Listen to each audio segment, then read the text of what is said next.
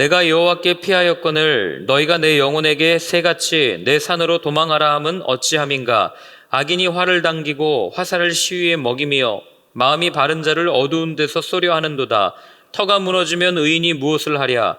여호와께서는 그의 성전에 계시고 여호와의 보좌는 하늘에 있으며 그의 눈이 인생을 통촉하시고 그의 안목이 그들을 감찰하시도다. 여호와는 의인을 감찰하시고 악인과 폭력을 좋아하는 자를 마음에 미워하시도다.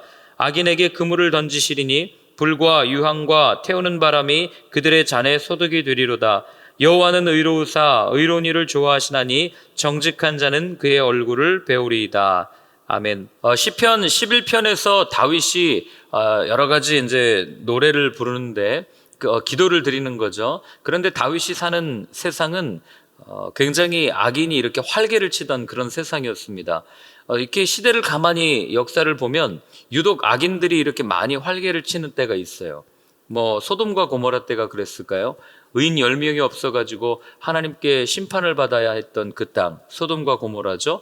동일하게 그때에만 그렇게 악한 것이 아니라 동일하게 많은 인류의 역사를 보면 악이 막 이렇게 활개를 치고 다닐 때가 있었다는 것을 우리는 알게 됩니다. 이걸 무시를 못하는 게요. 자, 성경이 말하는 악인, 성경이 말하는 의인의 차이를 우리가 안다면 우리가 사는 시대 역시도 악하다는 것을 알게 됩니다. 성경이 말하는 악인은 하나님의 말씀을 버린 사람들이 성경이 말하는 악인이고, 성경이 말하는 의인은 어떤 상황 속에서도 하나님의 말씀을 따라서 그 말씀을 붙들고 살아가는 사람들이 많아진 그런 것을 의인이 많아졌다 이렇게 표현을 하거든요. 그러니 오늘 우리가 사는 한 시대를 한번 보십시오. 하나님의 말씀을 아이들한테 제대로 가르칠 수도 없고, 또 학교에서 가르쳤다가 불법이라고 그러고 잡혀가고, 하나님의 말씀이 굉장히 가볍게 여겨지고 그리고 땅바닥에 떨어져서 살아가는 그런 세상 가운데 하나님의 말씀이 이렇게 희미해져서 이것이 하나님의 말씀인가 저것이 하나님의 말씀인가 흔들리는 그런 모습을 보이고 말이에요. 정직이 사라지고 거짓과 불의와 부패가 정상이 된 세상이 되어버리지 않았습니까? 거짓으로 거짓을 만들고, 그리고 내 기준을 가지고 남을 판단하면서 상대방이 그런 일을 했을 때는 왜 그런 일을 하느냐고 이렇게 비판하는 그런 지도자들이 너무나도 많은 세상이 오늘날 아니겠습니까? 진실을 이야기하고 정직을 이야기하면 마치 바보같이 여겨지는 세상이 오늘 우리가 살아가는 이 시대의 모습이라면, 여러분 오늘을 사는 우리 역시도 이 시대를 보면서 의인이 많은 세상이다라고 말할 수 없다는 것을 분명하게 알게 됩니다. 이런 세상을 살아가는 다윗이 어떻게 하나님께 기도합니까? 오늘 저희들이 이 시를 읽었는데 이 시의 배경은 언제냐면 다윗이 골리앗을 쓰러뜨립니다. 그리고 나서 다윗이 굉장히 이렇게 인기가 높아지겠죠. 그리고 많은 사람들로부터 인정을 받아요. 그래서 사울 왕이 그를 이렇게 해하지 못해가지고 안달이 난 그런 상황에 다윗이 쫓겨가지 않습니까? 그럴 때 지은 시가 바로 시편 11편이라는 거죠. 여러분 사무엘상 그 18장 이후를 쭉 읽다 보면 다윗이 그렇게 잘못한 게 있습니까? 뭘 그렇게 잘못했어요? 국가가 어려운 상태에 빠져서 형들에게 우유와 치즈와 이런 걸 이렇게 먹을 걸 가져다 주러 갔다가 하나님의 이름을 함부로 일컫는 저 적장의 모습을 보고 두려워서 벌벌벌벌 떨고 있을 때 다윗은 내가 나가겠다라고 해서 나가서 다윗 그 골리앗을 쓰러뜨리는 죄밖에 없어요. 하나님의 이름을 우습게 여기는 그에게 가가지고 물맷돌 가지고 이마에다가 딱 맞춰가지고 그냥 승리를 경험한 것밖에 없습니다. 그리고 나서 왔더니 퍼레이드를 하는데 사람들이 사울은 천천히요 다윗은 만만이로다 이렇게 이야기를 하지 않습니까? 오늘날로 얘기하면 사울은 투스타고 다윗은 포스타입니다. 이렇게 사람들이 칭찬하는 거죠. 그러니 거기에서 사울이 그걸 못 견디고 다윗을 굉장히 미워하기 시작하는데 다윗이 잘못한 게 뭐가 있어요? 그리고 나서 사울 왕이 도저히 안 되겠다, 이 유능한 이 장군을 내 사위로 삼아야 되겠다 해가지고 자기의 딸 미갈을 주어서 아내로 삼고, 그래서 다윗은 또 미갈을 사랑하면서 그렇게 사는, 하나님을 높이고 하나님의 이름을 대적하는 그를 멸시하고 무너뜨린 것 외에는 아무런 잘못이 없어요. 나라를 얼마나 사랑했으면 본인이 나가서, 군인도 아니었는데 나가서 적장을 무너뜨리고 그런 일을 했겠습니까? 그렇게 하나님을 사랑했고 나라를 사랑했던 한 청년의 결말이 뭡니까? 지명수배자가 돼가지고 여기저기 쫓겨다니는 그런 인생을 경험하는 거 아니에요? 그러니 다윗의 주변에 있던 사람들이 와가지고 다윗한테 조언을 하는 거죠. 지금 정신 차려야 됩니다. 지금 우리가 반란자로 쫓겨가고 있는데 우리 지금 정신 차리고 다시 한번 우리 정권을 잡으려고 노력해야 됩니다. 이렇게 많은 사람들이 와서 다윗한테 조언하지 않았겠어요? 충언하지 않았겠습니까? 그때 다윗이 뭐라고 고백합니까? 이렇게 고백합니다. 1절 같이 한번 읽어보겠습니다. 1절 읽습니다. 내가 여호와께 피하였거늘 너희가 내 영혼에게 새같이 내 산으로 도망하라 함은 어찌함인가. 아멘. 자, 다윗이 아끼는 사람들이 와서 말했겠죠. 이런 상황을 타개할 수 있는 전략을 짜자. 우리가 유능한 장군을 영입해가지고 우리를 힘들게 하는 저들을 무너뜨릴 수 있는 그런 전술과 전략을 짜고 사람을 영입하자. 그리고 지금 우리는 현실적인 이 대안을 좀 찾아야 됩니다. 지금 이렇게 맞서고 당장 뭐 할 게 아니라 좀 도망치면서 우리가 어디 숨었다가 반격할 기회를 찾아서 사울 왕의 약점을 잡아가지고 우리가 한번 공격합시다. 뭐 이런 조언들을 많이 했을 거 아니에요. 근데 다윗은 어떻게 합니까? 그렇게 얘기하지 않아요. 근데 사실 다윗에게 와서 이런 말을 해주는 사람들의 말을 가만히 들으면 틀린 말이 하나도 없습니다. 여러분들이 이런 상황을 당했다고 한번, 이런 상황에 처했다고 한번 생각해 보십시오. 도망치는 게 당연한 것 아니겠어요? 변호사를 선임해서 내가 억울합니다. 내가 이렇게 힘듭니다. 억울함을 호소하는 게 당연한 절차고 전문가들을 찾아가가지고 이때는 어떻게 해야 됩니까? 조언을 구하는 게 당연한 일이란 말이에요. 사람들이 나를 죽이려 하면 내가 잠깐 물러가 있다가 도망쳤다가 그리고 때를 봐가지고 다시 한번 그 약점을 잡아서 상대방에게 빼앗겼던 것을 찾아오려고 하는 것이 당연한 일일지도 모르겠어요. 이게 오늘 본문에 나오는 내 산으로 도망하라. 이 말이 그 말이에요. 내 산으로 도망해라. 내 영혼이 새같이 빨리 도망쳐야. 이게 맞는 얘기 아니냐. 그런데 다윗은 그렇게 하지 않습니다. 그러니 옆에 있는 사람들이 다윗을 볼 때 얼마나 답답했겠어요. 맨날 바보같이 당하기만 하고 말 한마디 제대로 못하고 사울왕에게 가서는 죽일 수 있는 기회를 몇 번이나 잡았는데도 죽이지 않고 그냥 가가지고 내가 잘못한 게 없다고 그 사람한테 이야기해봐야 어떤 해결이 어떤 어떤 그 문제가 풀리는 그게 있겠어요. 그냥 가가지고 사자입에다가 이 고개 내미는 것과 별반 다를 일 없는 일을 다윗이 몇 번을 경험합니다. 그러니 옆에 있는 사람들이 속이 터지죠. 그때 뭐라고 얘기하겠어요? 하나님 앞에서 의로움을 따져서 뭐 하겠냐? 당장 죽게 생겼는데 도망가는 게 맞지 않겠습니까? 사울왕에게 가가지고 이렇게 읍수하는 게 아니라 가가지고 그의 목을 베는 게 맞는 게 아닙니까? 얼마나 많은 사람들이 그렇게 이야기했겠어요. 굉장히 합리적이고 이성적인 조언이에요. 2절과 3절도 한번 보실래요? 이렇게 되어 있죠. 읽습니다. 악인이 활을 당기고 화살을 시위에 먹이며 마음이 바른 자를 어두운 데서 쏘려 하는도다. 터가 무너지면 의인이 무엇을 하랴. 악인이 지금 어떻게 해서든지 다윗을 잡으려고 어두운 데서 그를 쏘려고 활 시위를 당겼다. 그러니 지금은 어떻게 하는 게 맞겠습니까? 이걸 계속 묻는 거예요. 터가 무너지고 나면 의롭게 사는 게 무슨 의미가 있겠습니까? 지구가 멸망하면 내가 오늘 말씀을 따라 사는 것이 어떤 의미가 있겠습니까? 당장 내가 지금 힘들어 죽겠는데 믿음 문제보다는 내가 내 생활을 하는 게 먼저가 아니겠습니까? 이렇게 지금 사람들이 와서 이야기를 하는 겁니다. 여러분, 제가 그 교회를 개척해 보니까 다윗이 이게 와서 이런 말들을 하는 분들의 그 마음이 어떤 건지를 알 것 같아요. 이 교회를 개척하면은 이것저것 할 것이 많잖아요. 그러니 제 주변에 아는 분들 또 개척을 먼저 했던 선배들이 와가지고 전화할 때마다 이야기하는 게 이렇게 해야 되고 저렇게 해야 되고 마치 제가 가만히 듣고 있으면 그냥 뭐 친분관계 때문에 그냥 가만히 들어주지만 그러나 이렇게 듣고 있으면 마치 회사를 하나 개업하는 것 같은 그런 느낌을 받을 때가 있어요. 심지어 저한테 무슨 뭐 스마트업 회사를 하나 차린 거랑 똑같다 이렇게 말씀하시는 분들도 계시고 제가 그걸 들으면서 그냥 웃으면서 넘기지만 그리고 그렇게 듣고 넘기지만 한편으로는 마음이 참 씁쓸할 때가 많이 있다는 거예요. 근데 들어보면 또 맞는 말이에요. 이것도 필요하고 저것도 필요하고 그런데 놓치고 있는 게 한 가지가 있어요. 물론 뭐 저한테 표현은 안 했겠지만 정말 중요한 것은 이것도 해야 되고 저것도 해야 되는 게 맞지만 이것이 정말 하나님의 뜻인가를 묻는 게 먼저라고 말해줬으면 좋겠어요. 무언가 하기 전에, 무언가 구매하기 전에, 무언가 어떤 일을 계획하기 전에 이것이 정말 하나님의 뜻이 맞습니까? 이 공동체를 향한 아버지의 뜻이 이게 맞습니까? 물어보셨습니까?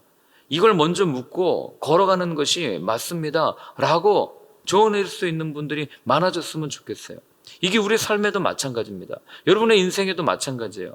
우리가 많은 난관 앞에서 어떤 일을 계획하고 또 많은 인생의 선배들을 통해서 이럴 땐 이렇게 해야 하고 저럴 땐 저렇게 해야 됩니다 라는 조언을 많이 들어요. 그러나 그보다 먼저 앞서는 것은 지금 나를 바라보고 계시는 하나님께서 내게 무엇이라고 말씀하고 계시는가.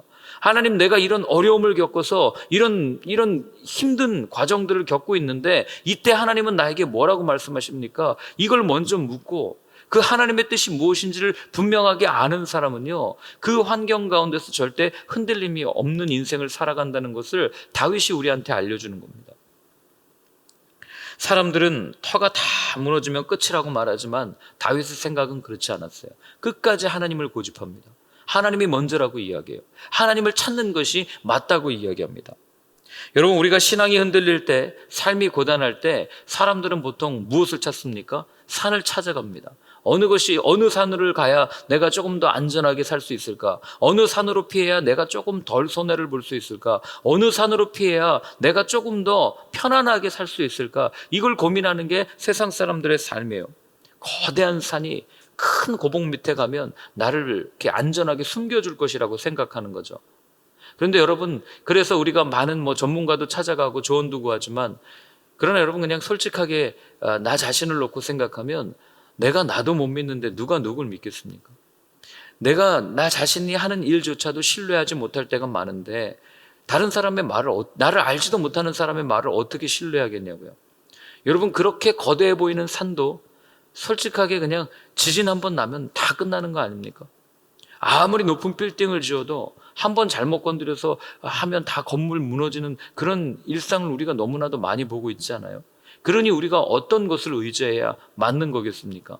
산을 만드신 하나님을 의지하는 게 맞는 거겠습니까? 아니면 그 산 아래에서 이 산 아래로 피하면 안전할 거야 라고 하고 산을 의지하는 게 맞는 거겠습니까? 이렇게 말씀을 드리면 또 그렇게 질문하세요. 보이지 않는 하나님께 피하는 건 너무 추상적이지 않냐? 너무 비현실적인 대답 같다. 이렇게 또 말씀하십니다. 그러나 여러분, 그렇지 않아요. 하나님께 피한다는 것이 추상적이고 그렇지 않다는 것을 다윗이 알려줍니다. 보이지 않는 하나님의 보호하심을 어떻게 누리는가? 자, 그게 4절과 5절 말씀이에요. 같이 한번 읽습니다. 여호와께서는 그의 성전에 계시고 여호와의 보좌는 하늘에 있으며 그의 눈이 인생을 통촉하시고 그의 안목이 그들을 감찰하시도다. 여호와는 의인을 감찰하시고 악인과 폭력을 좋아하는 자를 마음에 미워하시도다. 아멘. 자, 지금 다윗이 보이지 않는 하나님의 보호하심을 어떻게 누리는가, 그 방법을 알려주는데, 여러분들이 어디에 사실은 동그라미를 쳐야 되냐면 성전에 계시다라는 말에 동그라미를 치셔야 됩니다. 그럼 우린 질문해요. 이때는 아직 성전이 세워지지 않은 때인데 어떻게 다윗은 성전이라는 단어를 써서 성전에 계시다라는 표현을 이렇게 쓸까? 여기에 바로 답이 있다는 거예요. 성전에 계시다는 말은 다윗은 알았던 거예요. 자신이 광야를 다니면서 들을 전전하면서 내가 어느 곳에 있든지 그곳에 제단을 쌓고 하나님의 이름을 부르는 그곳, 하나님의 이름을 부르며 예배하는 그곳에 하나님께서 임재하신다는 것을 다윗은 알았던 거죠. 그러니 언제 하나님의 보호하심을 우리가 느낄 수 있습니까? 하나님을 예배할 때, 하나님 앞에 나와서 우리 무릎을 꿇고 우리가 두 손을 들고 하나님, 나는 아무것도 할 수 없습니다. 하나님께서 나를 돕지 않으시면 하나님, 저들은 저렇게 내 목숨을 끊으려고 나를 어떻게든 해하려고 내게 있는 모든 것을 빼앗아가려고 이렇게 발버둥 치는데 하나님께서 나를 막아주시지 않으면 나는 아무것도 할 수 없습니다라고 솔직하고 정직하게 하나님 앞에 예배할 때 하나님께서 그의 마음 가운데 함께 해주시고 하나님께서 보호해 주신다는 것을 느꼈던 사람이 바로 다윗이라는 거죠. 여러분, 이게 다윗만 그렇게 한 게 아니고요. 예수님께서도 이렇게 말씀하세요. 우리 그 요한복음 14장 한번 펴보시겠습니까? 자, 요한복음 14장에 그냥 이렇게 펴놓으세요. 한 세 구절을 찾을 건데, 요한복음 14장, 자, 16절부터 한번 같이 읽겠습니다. 함께 읽습니다. 내가 아버지께 구하겠으니 그가 또 다른 보혜사를 너희에게 주사 영원토록 너희와 함께 있게 하리니. 아멘. 예수님께서 뭐라고 말씀하시냐면 내가 보혜사를 너희에게 주사 영원토록 함께 있게 하겠다라고 약속해 주시는 거예요. 보혜사가 성령이죠. 성령은 하나님의 영입니다. 그럼 그분이 뭘 하냐면 그 26절도 한번 보시겠습니까? 이렇게 합니다. 보혜사 곧 아버지께서 내 이름으로 보내실 성령, 그가 너희에게 모든 것을 가르치고 내가 너희에게 말한 모든 것을 생각나게 하리라. 아멘. 자, 성령이 우리에게 하시는 일이 뭐예요? 우리가 어떤 말을 할지 가르쳐 주신다고요. 우리가 어떤 상황 속에서도 어떤 행동을 해야 되는지 하나하나 알려주시는 분이 성령님이시라고요. 그리고 바울의 표현대로라면 로마서에도 보면 이와 같이 성령이 우리가 빌 바를, 우리가 기도할 바를 알지 못하지만 친히 지금도 탄식하시면서 우리를 위하여 간구하고 계시는 분이 성령님이십니다. 그럼 오늘 본문에 여기 보면 가르치시고 말할 모든 것을 알려주시겠다라고 말하는 게 뭐겠어요? 여러분, 우리가 절망의 상황에 있을 때, 위기 가운데 있을 때, 뭐라고 말해야 될지 모를 때, 정말 많은 사람들이 내 숨통을 조여서 내가 어떻게 어디로 가야 할지 모를 때 누가 알려주신다고요? 성령님이 알려주신다고요. 그러니 그분이 나와 늘 함께 하시는 겁니다. 누가요? 하나님이요. 이게 다윗이 고백한 그 역경 가운데서도 하나님을 의지했던 마음의 중심이에요. 여러분, 그러니 우리가 어려움 가운데 있을 때 뻔한 얘기 같아요. 하나님 의지하세요. 하나님 신뢰하세요. 하나님께 기도하십시오. 너무 뻔한 얘기 같고, 나 평소에 하나님 믿습니다. 하나님 신뢰합니다. 그런데 내 삶이 바뀌지 않아요 라고 말할 때 우리가 다시 한번 우리 스스로에게 물어야 될 건 뭐냐면, 과연 내가 이때에 하나님께서 어떻게 인도하시는지를 보고 있냐는 거예요. 성령님께서 내게 뭐라고 말씀하실지를 알려주는지 그 음성을 매일매일 듣고 있냐는 거예요. 그렇지 않다면 우리는 하나님의 인도하심을 받는 것도 아니고 하나님의 보호하심을 더더욱 누릴 수도 없다는 것, 이게 성경이 우리한테 알려주는 사실입니다. 그러니 여러분, 인생 가운데 쉽지 않은 인생이 없어요. 한 분 한 분 제가 아침마다 토요일날 이렇게 교제하자고 하는 이유는 지금이야 이제 형식적으로 제가 주제를 드리고 이렇게 교제하지만 나중에 조금 시간이 지나면 제가 말씀드리지 않아도 여러분들끼리 딱 모이면 그냥 함께 같이 기도하고 함께 찬양하고, 내가 이런 어려움이 있습니다, 내가 이런 기도 제목이 있습니다 하면서 그냥 자연스럽게 그런 교제들이 일어날 거란 말이에요. 그때 우리가 함께 해줄 수 있는 말이 뭐예요? 딱 한 가지죠. 내가 함께 기도해 줍니다. 내가 함께 그 어려운 길을 걸어갑니다. 그것 말고 더 큰 위로가 어디 있겠어요? 그런데 그 위로를 지금 누가 해주시냐면 성령님이 해주신다는 얘기예요. 그러니 여러분, 우리가 어떤 걸 의지하겠어요? 산을 의지하겠습니까? 산을 만드신 하나님, 그 만들어 놓고 여기 피해도 아무 소용없어, 산꼭대기에 가도 아무 소용없어, 내가 있는 그 자리에서 나를 찾고 찾으면 내가 너를 만나줄 거야 말씀하시는 그분 앞에 나아가는 게 옳은 것이겠습니까? 그래서 하나님께서는 늘 우리에게 해주시는 말씀이 뭔지 아세요? 두려워하지 말라는 거예요. 내가 너와 함께 하겠다는 거예요. 하나님이 함께 하시는 인생은 다윗처럼 어떤 그 캄캄한 어둠에 있을지라도, 내가 사망의 음침한 골짜기를 다닐지라도 누군가 나를 해하는 것을 두려워하지 않는 인생이 된단 말입니다. 왜요? 그분이 나와 함께 하시니까. 그분의 손에 들린 지팡이와 막대기가 나를 안위해 주시니까. 다윗은 이걸 알았던 사람이에요. 그래서 예수님도 그 하나님과 함께하는 사람이 누리는 은혜를 뭐라고 표현하는지 아세요? 평강이라고 표현합니다. 하나님이 나와 함께 하시면 어떤 대적이 내 앞에 있어도 여러분 그냥 평강한 거예요. 그게 요한복음 14장 27절에 나와 있어요. 같이 한번 읽습니다. 평안을 너에게 끼치노니 곧 나의 평안을 너에게 주노라. 내가 너에게 주는 것은 세상이 주는 것과 같지 아니하리라. 너희는 마음에 근심하지도 말고 두려워하지도 말라. 아멘. 자, 보내실 성령, 보혜사를 말씀하신 다음에 예수님께서 바로 말씀하시는 게 뭐예요? 평안을 너에게 끼치노니, 평강을 너에게 주겠다. 내가 주는 것은 세상이 주는 것과 같지 않다. 분명하게 말씀하십니다. 여러분, 이렇게 어려움 가운데 나와 함께 하시는 그분으로 인해서 누릴 수 있는 평강, 이게 하나님이 주시는 은혜란 말이에요. 이게 순교자들의 고백이에요. 내가 절망스러운 상황, 내 아들이 죽고 내 딸이 죽고 내 남편이 죽고 내 아내가 죽고 내가 정말 어떻게 할 수 없는 상황, 감옥에 갇혀 있지만 그럼에도 내 마음이 평강합니다. 내 영혼 평안해, 평안해. 그렇게 외칠 수 있는 이유, 여러분들 그런 상황 가운데 이런 평강을 외칠 수 있겠습니까? 저는 여러분들이 이런 평강을 외칠 수 있는 그 신앙의 그 믿음의 수준까지 올라가셨으면 좋겠어요. 하나님이 나와 함께 하시기 때문에 내가 겪는 이 불행도, 이 어려움 가운데서도 나는 평안합니다. 여러분, 이런 고백을 가지고 살아가는 사람들 주변에 사람이 모이게 되어 있어요. 왜 나는 전도가 안 될까요? 왜 나는 이렇게 어려울까요? 우리 자신을 먼저 살펴보면 됩니다. 오늘날 교회가 왜 이렇게 비난을 받고 전도가 안 됩니까? 사람들이 비난합니까? 딱 한 가지죠. 똑같이 어려울 때 어렵다고 엄살 떨잖아요. 힘들다고 이야기하잖아요. 세상이 우리를 핍박한다고 이야기하지 않습니까? 언제 핍박했습니까? 우리 스스로가 함정에 빠져서 핍박을 자초했죠. 그러니 이런 상황 가운데서 우리가 더더욱 누구를 의지해야 돼요? 그냥 입 다물고 손 들고 하나님 나 좀 도와주십시오. 하나님 우리와 함께 해주십시오. 이런 어려움 가운데서도 세상 사람들이 다 우리를 향해서 손가락질한다 할지라도 하나님께서 주시는 그 마음, 평강의 은혜를 우리에게 허락해 주십시오. 그러면요, 여러분, 세상이 이상하게 봅니다. 와가지고 오른뺨을 때렸는데 왼뺨을 돌려댑니다. 와가지고 우리를 괴롭게 했는데 우리는 그들을 사랑해요. 왜요? 마음에 평강이 있으니까요. 그때 사람이 변하기 시작하는 거 아니겠어요? 그러니 세상이 이해하지 못하는 거죠. 여러분, 이 다윗이 말하는 의인, 이런 삶은 이런 거 생각하시면 돼요. 영화 같은 데 보면 한 사람이 이렇게 가는데, 그 SF 영화 같은 데 보면은 사람 주변에 이렇게 보호막이 쳐지잖아요. 그리고 이 사람은 혼자 막 부웅 떠가지고 막 다니는데, 막 주변에서는 막 전쟁하고 서로 다투고 하는, 막 총 쏘고 하는데, 이 사람은 천하무적이에요. 어딜 가도 총이 튕겨져 나가고 맞지도 않고 그냥 유유히 웃으면서 다니는 그런 보호막에 둘러싸인 그런 사람의 모습이, 여러분, 하나님께서 함께 하시는, 하나님께서 임재하시는, 하나님이 보호해 주시는 사람의 모습이라는 거예요. 악한 사단이 와가지고 우리를 향해서 막 불화살을 쏘고 아무리 그래도 우리는 튕겨져 낼 수 있습니다. 왜요? 믿음의 방패가 있기 때문에. 이걸 여러분들이 꼭 기억하는 하루가 되었으면 좋겠습니다. 자, 그렇게 하나님을 경험한 자들의 고백이 뭐예요? 6절과 7절입니다. 악인에게 그물을 던지시리니 불과 유황과 태우는 바람이 그들의 잔에 소득이 되리로다. 여호와는 의로우사 의로운 일을 좋아하시나니 정직한 자는 그의 얼굴을 배우리이다. 아멘.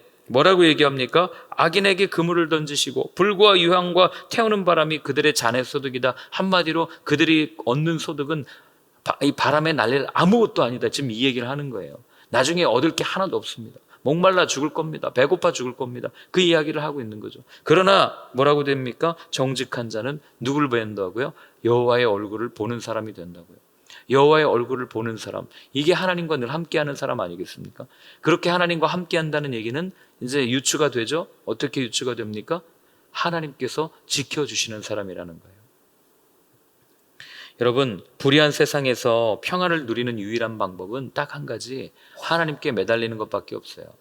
이걸 여러분 꼭 기억하셨으면 좋겠어요. 우리가 탈출구가 보이지 않아가지고 무언가 빨리 일을 해결하고 싶어가지고 여기저기 찾아다니면서 조언도 구하지만, 그러나 여러분, 제가 정확하게 예언합니다. 여러분들이 겪고 있는 그 문제는 하나님의 때가 되기 전까지는 절대 풀리지 않아요. 하나님께서 허락하신 그때에 반드시 평안함 가운데 풀려지게 될 겁니다. 이걸 꼭 붙잡으셨으면 좋겠어요. 그래서 잊지 마십시오. 눈물이라는 삶, 이 눈물, 우리 왜 눈물 흘리잖아요.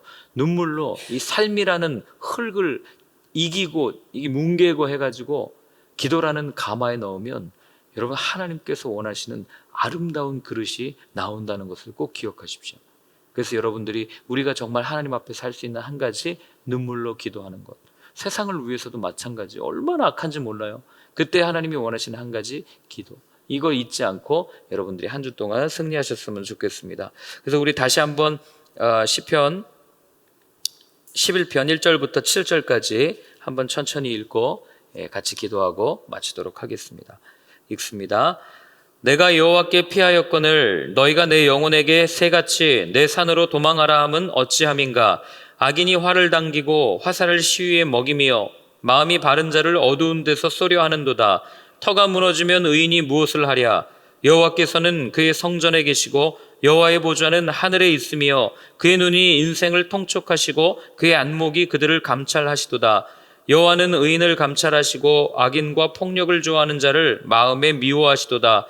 악인에게 그물을 던지시리니 불과 유황과 태우는 바람이 그들의 잔에 소득이 되리로다.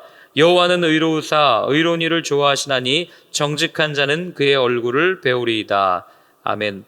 하나님 아버지, 오늘 다윗이 그런 상황 가운데서도 하나님을 신뢰하고 하나님을 의지할 수 있었던 이유는 하나님께서 하나님의 이름을 부를 때, 하나님 앞에 예배할 때 친히 다윗의 보호자, 다윗의 변호사, 다윗의 모든 것을 막아주시는 그런 경험을 했기 때문임을 저희들 잘 압니다. 하나님, 이 경험이 우리에게도 있기를 원합니다. 우리의 삶이 녹록지 않습니다. 어렵습니다. 많은 문제투성입니다. 그러나 그때 하나님께 기도할 때 하나님께서 베푸시고 하나님께서 이끄시는 것을 경험할 수 있는 삶이 되게 도와주시고, 그래서 주의 이름을 부르며 나아갈 때 누구든지 주의 이름을 부르는 자는 구원을 얻으리라, 이 말씀이 우리의 삶에 경험되고 체험되는 놀라운 신비한 일을 경험하는 저희 모두의 삶이 되게 하여 주옵소서. 이제는 우리 주 예수 그리스도의 크신 은혜와 하나님 아버지의 사랑과 성령의 인도하심이 주님께서 행하시는 그 일을 바라보며 보기를 원한다고, 주님 내 삶을 통해 역사해달라고 간절히 간구하는 모든 분들 머리 위에 이제로부터 영원까지 늘 함께하여 주옵시기를 간절히 축원하옵나이다. 아멘.